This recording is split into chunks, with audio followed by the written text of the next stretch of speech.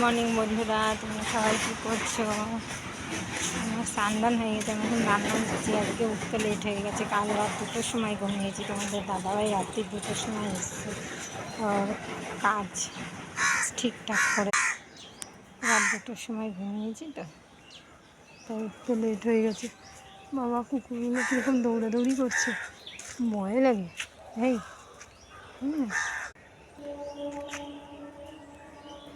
এই বাবা, দিদি কামড় দেবে না কি করবে, একদম ঘাউ ঘাউ করে ধরেছে।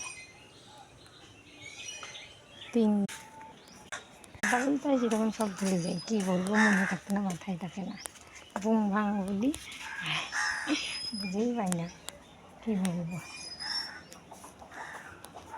ভাত নামাবো, ভাত হয়ে গেছে। বাই।